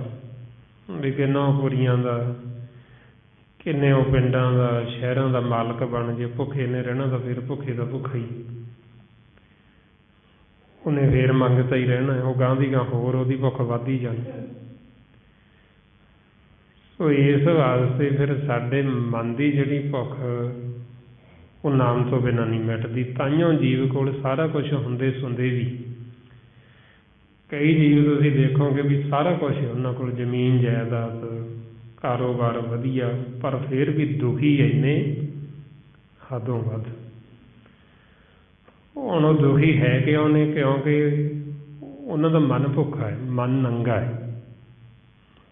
ਉਹਨਾਂ ਕੋਲ ਮਨ ਵਾਸਤੇ ਕੋਈ ਸੁੱਖ ਸਹੂਲਤ ਨਹੀਂ ਹੈ। ਧਨ ਵਾਸਤੇ ਤਾਂ ਬਥੇਰਾ ਇਕੱਠਾ ਕਰ ਲਿਆ, ਸਾਰਾ ਕੁਛ ਹੋਣ ਸੌਣ ਦੇ ਬਾਵਜੂਦ ਵੀ ਫਿਰ ਵੀ ਦੁਖੀ ਨੇ, ਫਿਰ ਵੀ ਅਸ਼ਾਂਤ ਨੇ।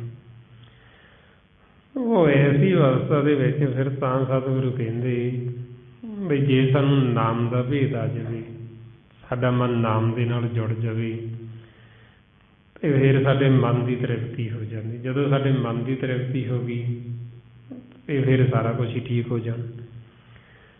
ਫਿਰ ਚਾਹੇ ਸਾਡੇ ਕੋਲ ਬਹੁਤਾ ਕੋਈ ਜ਼ਮੀਨ ਜਾਇਦਾਦ ਨਾ ਵੀ ਹੋਵੇ, ਅਸੀਂ ਤਾਂ ਵੀ ਰਾਜੀ। ਚਾਹੇ ਸਾਡਾ ਕੋਈ ਜ਼ਿਆਦਾ ਕਾਰੋਬਾਰ ਨਾ ਹੋਵੇ, ਅਸੀਂ ਫਿਰ ਵੀ ਰਾਜੀ। ਇਸ ਕਰਕੇ ਰਾਜੇ ਸੀ ਭਗਤ। ਹੁਣ ਭਗਤਾਂ ਦਾ ਕੋਈ ਸੰਸਾਰੀ ਬਹੁਤਾ ਕਾਰੋਬਾਰ ਵੱਡਾ ਨਹੀਂ ਸੀ। ਭਗਤ ਕੋਈ ਦੇਖੋ ਤਾਣਾ ਬੁਣ ਰਹੇ, ਕੋਈ ਜੁੱਤੀਆਂ ਗੰਢ ਰਹੇ, ਕੋਈ ਕੱਪੜੇ ਰੰਗ ਰਹੇ, ਅਤੇ ਹੈ ਉਹ ਰਾਜੇ ਨਹੀਂ। ਕਿਉਂਕਿ ਉਹਨਾਂ ਕੋਲ ਮਨ ਵਾਸਤੇ ਨਾਮ ਧਨ ਹੈ। ਉਹਨਾਂ ਦਾ ਮਨ ਹੈ ਜਿਹੜਾ ਮਨ ਬੜਾ ਰੱਜਿਆ ਹੋਇਆ, ਉਹਨਾਂ ਦੇ ਮਨ ਦੀ ਬੜੀ ਤ੍ਰਿਪਤੀ। ਉਹਨਾਂ ਦੇ ਮਨ ਦੀ ਜਿਹੜੀ ਭੁੱਖ ਉਹ ਭੁੱਖ ਖਤਮ ਹੋ ਗਈ। ਅਤੇ ਸੰਸਾਰੀ ਨਹੀਂ ਤਾਂ ਜੇ ਕੋਈ ਰਾਜਾ ਵੀ ਉਹ ਰਾਜਾ ਵੀ ਭਿਖਾਰੀ ਹੈ, ਉਹ ਵੀ ਮੰਗਤਾ ਹੈ।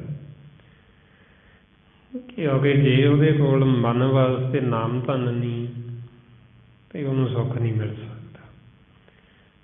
ਤਾਈਓ ਮਹਾਰਾਜ ਕਹਿੰਦੇ ਸਗਲ ਸ੍ਰੇਸ਼ਟ ਕੋ ਰਾਜਾ ਦੁਖੀ ਹੈ, ਵੀ ਸਾਰੀ ਸ੍ਰੇਸ਼ਟੀ ਦਾ ਰਾਜਾ ਉਹ ਵੀ ਦੁਖੀ ਹੈ। ਅਤੇ ਇੱਕ ਗੁਰਮੁਖ ਨੇ ਜਿਹੜੇ ਨਾਮ ਦੇ ਨਾਲ ਜੁੜ ਗਏ, ਉਹ ਚਾਹੇ ਜੁੱਤੀਆਂ ਗੰਢ ਰਹੇ ਉਹ ਤਾਂ ਵੀ ਰਾਜੇ ਨੇ। ਉਹਨਾਂ ਦੇ ਮਨ ਦੀ ਇੰਨੀ ਤ੍ਰਿਪਤੀ, ਇੰਨਾ ਮਨ ਉਹਨਾਂ ਦਾ ਰੱਜਿਆ ਹੋਇਆ ਕਿ ਉਹਨਾਂ ਦੀਆਂ ਸਾਰੀਆਂ ਭੁੱਖਾਂ ਹੀ ਖਤਮ ਹੋ ਗਈਆਂ। ਕਿਉਂਕਿ ਉਹਨਾਂ ਨੇ ਆਪਣਾ ਆਧਾਰ ਸੀ ਜਿਹੜਾ ਉਹ ਨਾਮ ਨੂੰ ਬਣਾ ਲਿਆ ਆਸਰਾ, ਜਿਸ ਨੂੰ ਮਾਰੇ ਕਹਿੰਦੇ ਸਾਚਾ ਨਾਮ ਮੇਰਾ ਆਧਾਰੋ, ਸਾਚ ਨਾਮ ਆਧਾਰ ਮੇਰਾ, ਜਨ ਭੁੱਖਾਂ ਸਭ ਗਵਾਈਆਂ, ਘਰ ਸ਼ਾਂਤ ਸੁਖ ਮਨ ਆਈ ਵਸਿਆ, ਜਨ ਇੱਛਾ ਸਭ ਪੁਜਾਈਆਂ। ਬਈ ਉਹ ਨਾਮ ਨੇ ਸਾਡੀਆਂ ਸਾਰੀਆਂ ਇੱਛਾ ਹੀ ਪੂਰੀਆਂ ਕਰਤੀ, ਸਾਡੀ ਕੋਈ ਇੱਛਾ ਰਹੀ ਨਹੀਂ, ਤ੍ਰਿਪਤੀ ਹੋ ਗਈ ਮਨ ਦੀ।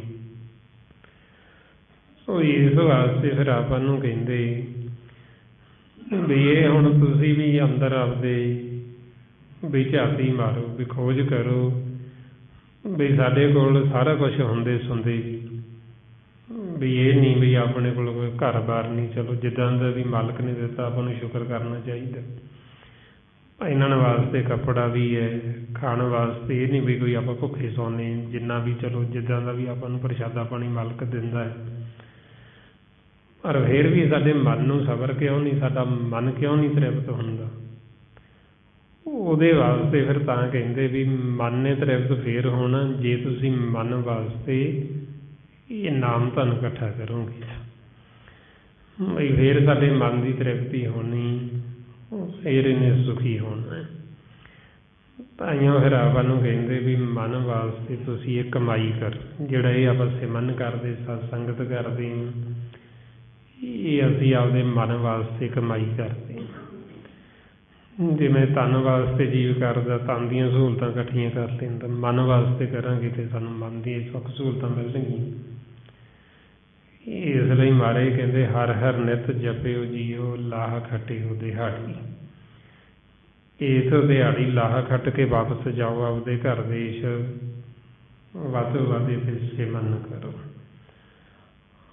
ਹੁਣ ਅਸੀਂ ਕਿਵੇਂ ਇੱਥੋਂ ਲਾਹ ਖੱਟ ਕੇ ਵਾਪਸ ਜਾਣਾ? ਉਹਦੇ ਵਾਸਤੇ ਜੋ ਸਤਿਗੁਰੂ ਆਪਾਂ ਨੂੰ ਇਹ ਸਾਸਕ ਸਿਮਰਨ ਦੱਸਦੇ। ਆਓ ਸਾਰੇ ਗੁਰਮੁਖ ਪਿਆਰੇ ਕਰੋ ਜੀ ਸ਼ੁਰੂ। ਵਾਹਿਗੁਰੂ ਵਾਹਿਗੁਰੂ ਵਾਹਿਗੁਰੂ ਵਾਹਿਗੁਰੂ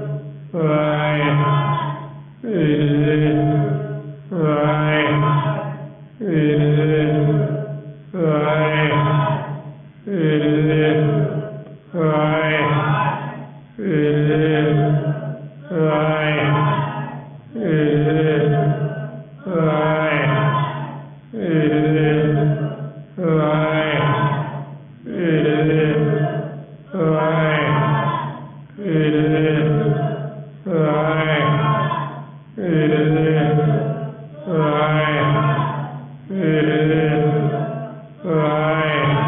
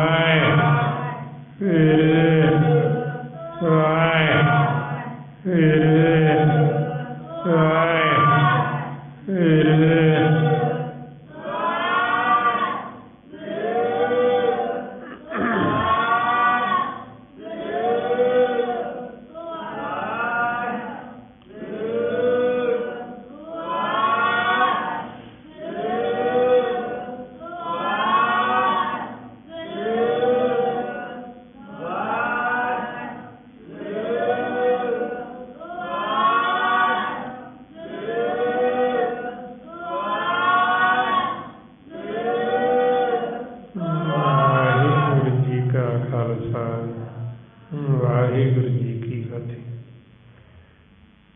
ਜਿਉਂ-ਜਿਉਂ ਗੁਰਮੁਖ ਪਿਆਰੇ ਹੋਈ ਆਪਾਂ ਸਿਮਰਨ ਅਭਿਆਸ ਕਰਦੇ ਹਾਂ, ਸਾਡੇ ਮਨ 'ਤੇ ਜੋ ਜ਼ਹਿਰ ਚੜ੍ਹਿਆ ਹੁੰਦਾ, ਜ਼ਹਿਰ ਲੈਂਦਾ ਫਿਰ ਸਾਡੇ ਮਨ ਨੂੰ ਹੋਸ਼ ਆਉਂਦੀ। ਜਿਉਂ-ਜਿਉਂ ਇਹਨੂੰ ਹੋਸ਼ ਆਏਗੀ ਫਿਰ ਇਹ ਆਪਦੇ ਵਾਸਤੇ ਮੰਗਦਾ। ਜਦੋਂ ਇਹ ਬੇਹੋਸ਼ ਹੋਇਆ ਹੁੰਦਾ ਇਹ ਆਪਦੇ ਵਾਸਤੇ ਤਾਂ ਮੰਗਦਾ ਹੀ ਨਹੀਂ, ਕਿਉਂਕਿ ਇਹਨੂੰ ਪਤਾ ਹੀ ਨਹੀਂ ਵੀ ਸੁੱਧ ਪੁੱਤ ਮਾਰੀ ਪਈ ਹੈ। ਇਸ ਵਾਸਤੇ ਫਿਰ ਇਹ ਆਪਾਂ ਨੂੰ ਕਹਿੰਦੇ ਵੀ ਅਭਿਆਸ ਕਰੋ, ਸਿਮਰਨ ਕਰੋ। ਜਿਉਂ-ਜਿਉਂ ਅਸੀਂ ਸਿਮਰਨ ਕਰਾਂਗੇ ਅਤੇ ਆਉਂਦੇ ਹੀ ਸਾਨੂੰ ਫਿਰ ਗੁਰਬਾਣੀ ਗੁਰੂ ਦੀ ਸਮਝ ਆਉਣੀ। ਜਿਹੜਾ ਜੀਵ ਇਹ ਸਿਮਰਨ ਕਰਦਾ ਨਹੀਂ, ਸਤ ਸੰਗਤ ਕਰਦਾ ਨਹੀਂ, ਉਹਨੂੰ ਗੁਰਬਾਣੀ ਦੀ ਸਮਝ ਕੋਈ ਨਹੀਂ ਆਉਂਦੀ। ਚਾਹੇ ਉਹ ਪੜ੍ਹਦਾ ਰੋਜ਼ ਹੀ ਹੈ, ਪੜ੍ਹਦੇ ਵੀ ਨਹੀਂ ਉਹਨੂੰ ਪਤਾ ਲੱਗਦਾ ਵੀ ਮੈਂ ਕੀ ਪੜ੍ਹਦਾ। ਪੜ੍ਹਦੇ ਹੋਏ ਵੀ ਉਹ ਜਿਹੜੀ ਚੀਜ਼ ਸਤਿਗੁਰੂ ਸਾਨੂੰ ਸਮਝਾਉਣਾ ਚਾਹੁੰਦੇ ਸਮਝ ਤਾਂ ਉਹਨੂੰ ਆਉਂਦੀ ਨਹੀਂ ਹੈ। ਕਿ ਜਿਹੜਾ ਮਨ ਸੀ, ਮਨ ਤਾਂ ਟਿਕਦਾ ਹੀ ਨਹੀਂ, ਮਨ ਤਾਂ ਵਿਚਾਰਾਂ 'ਚ ਹੀ ਭੱਜਿਆ ਫਿਰਦਾ ਫੁਰਨਿਆਂ ਦੇ ਵਿੱਚ। ਉਹ ਮਨ ਦੀ ਤ੍ਰਿਸ਼ਨਾ ਤਾਂ ਖਤਮ ਹੀ ਨਹੀਂ ਹੁੰਦੀ, ਭੁੱਖ ਤਾਂ ਖਤਮ ਨਹੀਂ ਹੁੰਦੀ, ਉਹ ਫਿਰ ਉਹ ਤਾਂ ਮੰਗੀ ਜਾਂਦਾ। ਇਸ ਵਾਸਤੇ ਫਿਰ ਆਪਾਂ ਨੂੰ ਕਹਿੰਦੇ ਵੀ ਇਹ ਸਤ ਸੰਗਤ ਬਹੁਤ ਜ਼ਰੂਰੀ ਹੈ। ਵੱਡੇ ਭਾਗਾਂ ਦੇ ਨਾਲ ਸਾਨੂੰ ਇਹ ਸਤ ਸੰਗਤ ਮਿਲਦੀ ਅਤੇ ਫਿਰ ਹੀ ਇਹ ਸਾਨੂੰ ਗਿਆਨ ਸੋਝੀ ਆਉਂਦੀ, ਸਤਿਗੁਰੂ ਕਿਰਪਾ ਕਰਦੇ। ਅਤੇ ਜਦੋਂ ਸਾਨੂੰ ਸੋਝੀ ਆਉਂਦੀ, ਗਿਆਨ ਆਉਂਦਾ, ਅਤੇ ਫਿਰ ਸਾਨੂੰ ਪਤਾ ਲੱਗਦਾ ਵੀ ਅਸੀਂ ਪਹਿਲਾਂ ਕਿੱਡੇ ਵੱਡੇ ਮੂਰਖ ਸੀ, ਵੀ ਅਸੀਂ ਉਹ ਚੀਜ਼ਾਂ ਦੇ ਪਿੱਛੇ ਭੱਜੇ ਫਿਰਦੇ ਰਹੇ ਜਿਹੜੀਆਂ ਸਾਡੇ ਕਿਸੇ ਕੰਮ ਹੀ ਨਹੀਂ ਆਉਣ ਵਾਲੀਆਂ। ਫਿਰ ਸਾਡਾ ਮਨ ਉਹ ਧਨ ਨੂੰ ਜ਼ਿਆਦਾ ਅਹਿਮੀਅਤ ਦਿੰਦਾ ਵੀ ਜਿਹੜਾ ਸਾਡੇ ਮਨ ਵਾਸਤੇ, ਜਿਹਨੂੰ ਮੈਂ ਇੱਥੋਂ ਪੱਲੇ ਨਾਲ ਬੰਨ੍ਹ ਕੇ ਨਾਲ ਲਿਜਾ ਸਕਦਾ। ਫਿਰ ਇਹਨੂੰ ਪਤਾ ਲੱਗ ਜਾਂਦਾ ਵੀ ਇੱਥੋਂ ਤਾਂ ਮੇਰੇ ਕੁਛ ਨਾਲ ਜਾਣ ਵਾਲਾ ਹੈ ਨਹੀਂ, ਵੀ ਇਹ ਤਾਂ ਸਿਰਫ ਗੁਜਰਾਨ ਹੈ। ਜਿਵੇਂ ਆਪਾਂ ਨੂੰ ਦੱਸਿਆ ਵੀ ਮਾਇਆ ਗੁਜਰਾਨ, ਵੀ ਜਿਹਦੇ ਨਾਲ ਸਾਡਾ ਗੁਜ਼ਾਰਾ ਚੱਲਣਾ। ਬਈ ਫੇਰੇ ਕਰਦਾ ਵੀ ਹੈ ਨਾਲ ਨਾਲ ਕਿਰਤ, ਵੀ ਤਾਂ ਕਿ ਮੈਨੂੰ ਕਿਸੇ ਅੱਗੇ ਹੱਥ ਨਾ ਅੱਡਣਾ ਪਵੇ। ਪਰ ਫਿਰ ਨਾਲ ਨਾਲ ਹੀ ਮਨ ਵਾਸਤੇ ਵੀ ਕਿਰਤ ਕਰਦਾ ਵੀ ਤਾਂ ਕਿ ਮੇਰਾ ਮਨ ਨਾ ਭੁੱਖਾ ਰਹੇ। ਇਹ ਨਾ ਹੋਵੇ ਵੀ ਮੈਂ ਸੰਸਾਰ ਦਾ ਤਾਂ ਇਕੱਠਾ ਕਰੀ ਜਾਵਾਂ, ਪਰ ਮਨ ਦੀ ਭੁੱਖ ਤਾਂ ਇਹਦੇ ਨਾਲ ਖਤਮ ਨਹੀਂ ਹੋਣੀ, ਮਨ ਦੀ ਭੁੱਖ ਤਾਂ ਹੋਰ ਵੱਧਦੀ ਜਾਣੀ। ਫਿਰ ਉਹ ਦੋਵਾਂ ਨੂੰ ਪੈਰਲਲ ਰੱਖ ਕੇ ਚੱਲਦਾ ਬਰਾਬਰ, ਕਰਮ ਅਤੇ ਧਰਮ। ਜਿਹਨੂੰ ਮਾਰੇ ਕਹਿੰਦੇ ਕਰਮ ਧਰਮ ਤੋਂ ਕਾਰ ਚਲਾਵੇ। ਬਈ ਇਹ ਦੋ ਮਤਲਬ ਇਹ ਜੇ ਅਸੀਂ ਦੋਵਾਂ ਨੂੰ ਪੈਰਲਲ ਬਰਾਬਰ ਰੱਖ ਕੇ ਚੱਲਾਂਗੇ ਅਤੇ ਫਿਰ ਸਾਡੇ ਮਨ ਦਾ ਸੰਤੁਲਨ ਨਹੀਂ ਵਿਗੜੇਗਾ। ਜੇ ਅਸੀਂ ਧਰਮ ਨੂੰ ਛੱਡ ਕੇ ਕਰਮ ਨੂੰ ਇਕੱਲਾ ਦ੍ਰਿੜ ਕਰ ਲਿਆ ਅਤੇ ਫਿਰ ਸਾਡੇ ਮਨ ਦਾ ਸੰਤੁਲਨ ਵਿਗੜ ਜਾਣਾ, ਫਿਰ ਇਹਨੇ ਅੰਨ ਅਤੇ ਬੋਲਾ ਹੋ ਜਾਣਾ। ਜੇ ਅਸੀਂ ਨਾਲ ਨਾਲ ਧਰਮ ਨੂੰ ਦ੍ਰਿੜ ਰੱਖਾਂਗੇ ਫਿਰ ਅਸੀਂ ਸਜਾਖੇ ਰਹਾਂਗੇ, ਫਿਰ ਅਸੀਂ ਬੋਲੇ ਮਨੀ ਹੋਵਾਂਗੇ। ਫਿਰ ਸਾਨੂੰ ਮਾਲਕ ਵੀ ਦਿਖਾਈ ਦੇਵੇਗਾ ਅਤੇ ਮਾਲਕ ਦੀ ਆਵਾਜ਼ ਵੀ ਸੁਣਾਈ ਦੇਵੇਗੀ। ਉਹ ਇਸ ਵਾਸਤੇ ਫਿਰ ਇਹ ਆਪਾਂ ਨੂੰ ਜੀਵਨ ਦੀ ਜਾਂਚ ਦੱਸੀ ਹੈ ਗੁਰੂ ਸਾਹਿਬਾਨ ਨੇ, ਵੀ ਤਾਂ ਕਿ ਇੱਥੇ ਰਹਿੰਦੇ ਹੋਏ ਸਾਡੇ ਮਨ ਦਾ ਸੰਤੁਲਨ ਨਾ ਵਿਗੜੇ, ਵੀ ਅਸੀਂ ਇੱਥੇ ਨਾਲ ਨਾਲ ਕਰਮ ਦੇ ਨਾਲ ਨਾਲ ਧਰਮ ਨੂੰ ਵੀ ਦ੍ਰਿੜ ਰੱਖੀਏ, ਨਾਲ ਨਾਲ ਸਿਮਰਨ ਵੀ ਕਰੀਏ। ਸਿਮਰ ਸਿਮਰ ਹਰਿ ਕਾਰਨ ਕਰਨਾ। ਇਹ ਹੁਣ ਆਪਾਂ ਵੱਧ ਤੋਂ ਵੱਧ ਅਭਿਆਸ ਕਰਦੇ ਰਹਿਣਾ, ਸਾਡੇ ਮਨ ਵਾਸਤੇ ਕਮਾਈ ਕਰਨੀ, ਗੁਰਬਾਣੀ ਗੁਰੂ ਨੂੰ ਪੜ੍ਹ ਕੇ ਵਿਚਾਰਨਾ, ਖੋਜਣਾ, ਅਤੇ ਵੱਧ ਤੋਂ ਵੱਧ ਆਪਾਂ ਸਤ ਸੰਗਤ ਕਰਨੀ, ਤਾਂ ਕਿ ਸਾਡਾ ਜਿਹੜਾ ਮਨ ਇੱਕ ਵਾਰ ਜਾਗ ਪਵੇ, ਇਹ ਘਰ ਚਲਾ ਜਾਵੇ, ਘਰ ਜਾ ਕੇ ਘਰ ਦਾ ਸੁੱਖ ਲਵੇ, ਆਨੰਦ ਲਵੇ, ਅਤੇ ਜਾ ਕੇ ਸਹਿਜ ਦੇ ਵਿੱਚ ਨਾਮ ਨੂੰ ਸੁਣੇ, ਅੰਮ੍ਰਿਤ ਰਸ ਪੀਵੇ, ਤਾਂ ਸਾਡਾ ਮਨ ਫਿਰ ਇਹ ਮੰਨ ਜਾਵੇ ਕਿ ਜੋ ਸਤਿਗੁਰੂ ਕਹਿ ਰਹੇ ਉਹ ਬਿਲਕੁਲ ਸੱਚ ਕਹਿ ਰਹੇ ਨੇ, ਵੀ ਇਹ ਸਾਡਾ ਘਰ ਨਹੀਂ, ਸਾਡਾ ਘਰ ਸਹਿਜ ਹੈ। ਜਦੋਂ ਆਪਦਾ ਘਰ ਦੇਖ ਲਏਗਾ, ਘਰ ਦਾ ਸੁੱਖ ਆਨੰਦ ਲੈ ਲਏਗਾ, ਫਿਰ ਇਹ ਘਰ 'ਚ ਹੀ ਵਸੇਗਾ। ਫਿਰ ਇਹਦੀ ਇੱਛਾ ਹੀ ਨਹੀਂ ਹੁੰਦੀ ਵੀ ਮੈਂ ਘਰ ਤੋਂ ਬਾਹਰ ਆਵਾਂ, ਫਿਰ ਇਹ ਸਹਿਜ 'ਚ ਹੀ ਰਹਿੰਦਾ। ਉਹ ਓਨਾ ਕੁ ਆਉਂਦਾ ਬਾਹਰ ਵੀ ਜਦੋਂ ਕਿਰਤ ਕਰਨੀ ਆਇਆ, ਥੋੜ੍ਹੀ ਕਿਰਤ ਕੀਤੀ, ਫਿਰ ਘਰ ਮੁੜ ਗਿਆ, ਫਿਰ ਅੰਦਰ ਬੈਠ ਗਿਆ ਸਹਿਜ ਦੇ ਵਿੱਚ। ਉਹ ਇਸ ਵਾਸਤੇ ਹੁਣ ਇਹ ਆਪਾਂ ਵੱਧ ਤੋਂ ਵੱਧ ਸੰਗਤ ਕਰਨੀ। ਇਹ ਜੋ ਸਾਰਾ ਭੇਦ ਗੁਰਬਾਣੀ ਗੁਰੂ ਦੁਆਰਾ ਸਾਨੂੰ ਦਿੱਤਾ ਗੁਰਮੁਖ ਜਨਾਂ ਨੇ, ਭਾਈ ਸਾਹਿਬ ਭਾਈ ਸੇਵਾ ਸਿੰਘ ਜੀ ਧਰਮਾਲਾ, ਕਿ ਜੋ ਆਪਣਾ ਮਨ ਇਸ ਸੰਸਾਰ ਦੇ ਵਿੱਚ ਆ ਕੇ ਮਾਲਕ ਨੂੰ ਭੁੱਲ ਗਿਆ, ਹੁਕਮ ਤੋਂ ਵਾਕੀ ਹੋ ਗਿਆ, ਇਹਦੇ ਮਾਇਆਧਾਰੀ ਹੋ ਗਿਆ। ਅਤੇ ਕਿਵੇਂ ਇਹਨੇ ਮਾਇਆਧਾਰੀ ਤੋਂ ਫਿਰ ਅੰਮ੍ਰਿਤਧਾਰੀ ਬਣਨਾ, ਇਹਨੇ ਅੰਦਰੋਂ ਅੰਮ੍ਰਿਤ ਪੀਣਾ, ਸ਼ਬਦ ਗੁਰੂ ਨਾਲ ਜੁੜਨਾ। ਜਦੋਂ ਅਸੀਂ ਅੰਦਰੋਂ ਅੰਮ੍ਰਿਤ ਪੀਣ ਲੱਗ ਗਏ ਉਦੋਂ ਕਹਿੰਦੇ ਅੰਮ੍ਰਿਤਧਾਰੀ ਹੈ। ਅਤੇ ਜਦੋਂ ਅਸੀਂ ਅੰਨੇ ਤੇ ਬੋਲੇ ਹੋਏ ਹੁੰਦੇ ਉਦੋਂ ਕਹਿੰਦੇ ਇਹ ਮਾਇਆਧਾਰੀ ਨੇ। ਹੁਣ ਇਹ ਆਪਾਂ ਨਾਲ ਫਿਰ ਆਪਦੀ ਪੜਚੋਲ ਕਰਨੀ ਹੁੰਦੀ ਵੀ ਕੀ ਅਸੀਂ ਅੰਮ੍ਰਿਤਧਾਰੀ ਹਾਂ ਕਿ ਜਾਂ ਅਸੀਂ ਮਾਇਆਧਾਰੀ ਹਾਂ। ਜੇ ਸਾਡਾ ਮਨ ਮਾਇਆਧਾਰੀ ਬਣ ਵੀ ਗਿਆ ਅਤੇ ਮਾਇਆਧਾਰੀ ਤੋਂ ਫਿਰ ਅੰਮ੍ਰਿਤਧਾਰੀ ਵੀ ਬਣ ਸਕਦਾ ਜੇ ਅਸੀਂ ਗੁਰੂ ਦੀ ਮੱਤ ਲੈ ਲਈ। ਸੋ ਇੰਨੀਆਂ ਬੇਨਤੀਆਂ, ਇੰਨੇ ਵਿਚਾਰ ਕਰਦਿਆਂ ਹੋਇਆਂ ਜੇ ਕੋਈ ਐਸਾ ਸ਼ਬਦ ਬੋਲਿਆ ਗਿਆ ਹੋਵੇ ਸੰਗਤ ਅਤੇ ਸਤਿਗੁਰੂ ਬਖਸ਼ਣਯੋਗ ਨੇ, ਬਖਸ਼ ਲੈਣਾ ਜੀ। ਵਾਹਿਗੁਰੂ ਜੀ ਕਾ ਖਾਲਸਾ, ਵਾਹਿਗੁਰੂ ਜੀ ਕੀ ਫਤਿਹ। ਵਾਹਿਗੁਰੂ ਵਾਹਿਗੁਰੂ ਵਾਹਿਗੁਰੂ ਵਾਹਿਗੁਰੂ ਵਾਹਿਗੁਰੂ